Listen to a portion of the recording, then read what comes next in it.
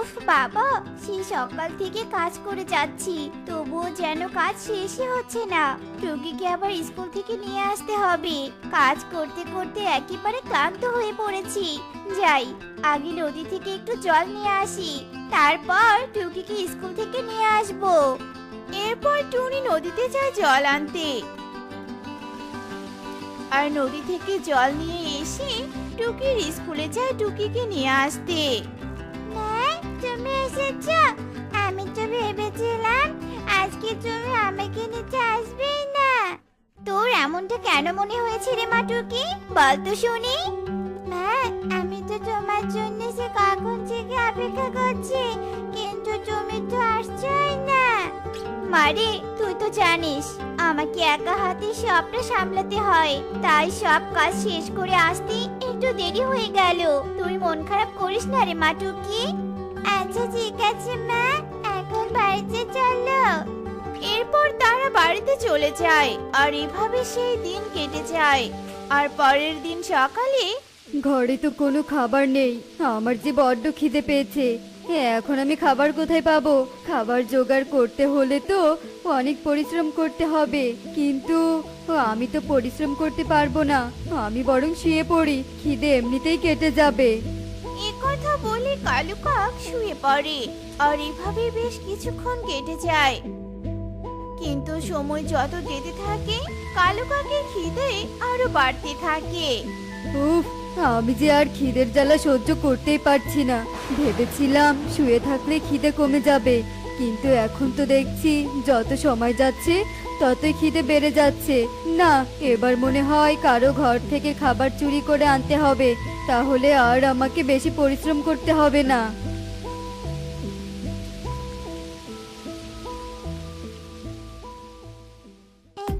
Kalu uncle, তুমি আমাদের ঘরে কি করছো গো? টুকি, আমি তো তোর মা টুনিকে খুঁজতে এসেছিলাম, কিন্তু তোর মাকে তো ঘরে দেখতে পাচ্ছি না। তোর মা কোথায় গেছে? মা তো একটু কাজে বেরিয়েছে আঙ্কেল। ও আচ্ছা, তাহলে আমি আসি। এরপর কালু কাক সেখান থেকে চলে যায়। ধুর, এত কষ্ট করে টুনির ঘরে চুরি করতে এলাম, কিন্তু টুকির জন্য চুরি করতেই পারলাম না। এদিকে খিদের জ্বালায় আমার পেটে ইঁদুর দৌড়াচ্ছে।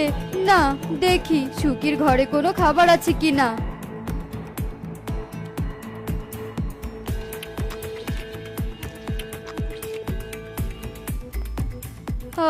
সুকির ঘর থেকে খাবার চুরি করে খেয়ে কি যে আনন্দ হচ্ছে তা বলে বোঝাতে পারবো না। কোনো পরিশ্রম ছাড়াই পেট ভরে গেছে, আজ আর কিচ্ছু খাওয়া লাগবে না। এখন আমি নিশ্চিন্তে বিশ্রাম করে নিতে পারবো। আর এভাবে সেই দিন কেটে যায়।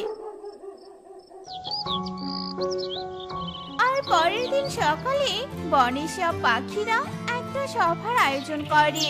আর সেই সভায় টুনি বলতে থাকে, তোমরা সবাই জানো এখন শীতকাল, আর আমাদের ঘরগুলো অনেক পুরনো হয়ে গেছে, তাই ঘরের ভাঙা জায়গাগুলো দিয়ে শীত প্রবেশ করে।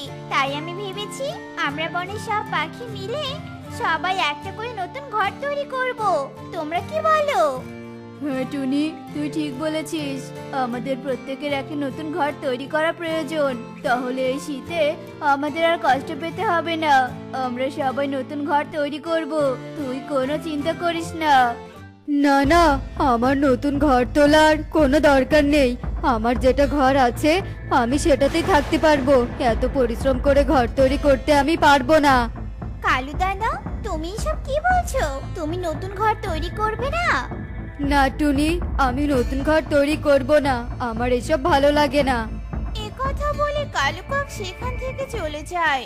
আর বনের অন্য পাখিরা নতুন ঘর তৈরি করতে ব্যস্ত হয়ে পড়ে। আর কিছুক্ষণের মধ্যেই বনের সব পাখিদের নতুন ঘর তৈরি করা হয়ে যায়। মা, কি সুন্দর হয়েছে আমাদের নতুন ঘরটা। মা, আমরা আজ থেকে নতুন ঘরে থাকবো, তাই না মা? হ্যাঁ রে মা, আজ থেকে আমরা এই নতুন ঘরে থাকবো, আমাদের আর শীত পড়বে না। বনের পাখিরা তাদের নতুন ঘরে অনেক সুখে দিন কাটাতে থাকে। আর এভাবে বেশ কিছুদিন কেটে যায়।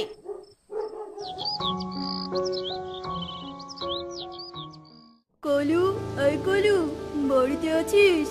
কি হয়েছে মোড়ল মশাই, আপনি আমাকে ডাকছেন কেন? তোকে কেন ডাকছি সেটা তুই জানিস না? 3 মাস থেকে খাজনা দিস না, সেদিকে দেখছি তোর কোনো খেয়ালই নেই। এক্ষুনি খাজনা দিয়ে দে, নয়তো তোর এই ঘর আমি ভেঙে ফেলবো। এসব আপনি কি বলছেন মোড়ল মশাই? আপনি আমার ঘরটা ভেঙে ফেলবেন? ভেঙে ফেলবো না তো কি করব? না মোড়ল মশাই, দয়া করে আপনি আমার ঘরটা ভেঙে ফেলবেন না। এই ঘরটা ছাড়া যে আমার আর কিছুই নেই। কলু, তোর কিছু নেই সেটা তোর কারণেই, কারণ তুই একটা অলস পাখি। সারাদিন শুধু গায়ে হাওয়া লাগিয়ে বেড়াস, আর সুযোগ পেলেই অন্যের ঘর থেকে খাবার চুরি করিস। তোর কিছু না থাকাটাই স্বাভাবিক। যাই হোক, তোর সাথে কথা বলে আমি সময় নষ্ট করতে পারবো না। আমি যেটা করতে এসেছি সেটাই করি। এসব কথা বলে মোড়ল কালু কাকের ঘরটা ভেঙে দেয়। আর তা দেখি তো কালু কাক ভীষণ কাঁদতে থাকে। হায় হায় রে, এ কি সর্বনাশ হলো! মোড়ল মশাই যে আমার ঘরটা ভেঙে ফেললো। এখন আমি কোথায় যাব, কি করব কিছুই বুঝতে পারছি না। এখন যদি আমি নতুন করে ঘর তৈরি করতে যাই তবে তো আমার অনেক কষ্ট হবে। না না, আমার এই নরম তুলতুলে শরীরে আমি কষ্ট দিতে পারবো না। আমি বরং বনের কোনো পাখিকে পটিয়ে নিজের একটা থাকার জায়গা করে নেই। এ কথা বলে কালু কাক টুনির ঘরে যায় আর টুনিকে সব কথা খুলে বলে। আর সব শুনে টুনি বলতে থাকে, না না না না কালু দাদা, আমি তোমাকে আমার ঘরে জায়গা দিতে পারবো না। তুমি এবার আসতে পারো। টুনি, তুই দয়া করে আমাকে তোর ঘরে একটু থাকতে দে। আমি এখন কোথায় যাব বল? তোমার যেখানে ইচ্ছে সেখানে যাও, তোমার এখানে কোনো জায়গা নেই। তোমাকে যখন নতুন ঘর বানাতে বলেছিলাম তখন তুমি নতুন ঘর বানাওনি। এখন কেন এসেছো? চলে যাও বলছি, চলে যাও। এরপর কালু কাক বনের পাখিদের কাছে সাহায্য চাইতে থাকে, কিন্তু কালু কাককে কেউ সাহায্য করে না। তাই কালু কাক বনের দিকে যেতে থাকে। তখন কালু কাক একটা পাখির কান্না শুনতে পায়, আর এদিক ওদিক তাকাতেই কালু কাক কাকলিকে দেখতে পায়। কি হয়েছে তোমার? তুমি এভাবে কাঁদছো কেন? আমি বড় অসহায় একটা পাখি, আমার নাম কাকুলি। আমি পাশের বনেই থাকি। আমার মনে অনেক কষ্ট গো। আমার গায়ের রং কালো বলে কেউ আমাকে বিয়ে করতে চায় না। কিন্তু তুমি জানো, আমার একটা বড় ঘর আছে। যদি কেউ আমাকে বিয়ে করতো তবে আমি তাকে আমার ঘরটা তার নামে লিখে দিতাম। কিন্তু কেউ তো আমাকে বিয়ে করতে চায় না। এখন আমি কি করব কিছুই বুঝতে পারছি না। তাই তো আমি মনের দুঃখে এখানে বসে কাঁদছি। কি, কাকুলির বড় একটা ঘর আছে?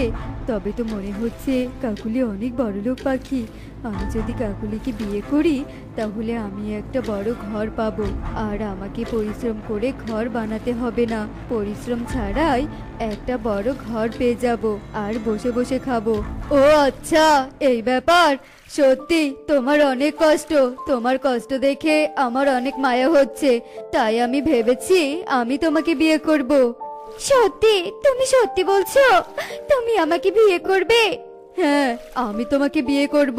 চলো আমরা আজকেই বিয়ে করব, তুমি আর কেঁদো না। এরপর কালু ও কাকলি বিয়ে করে নেয়।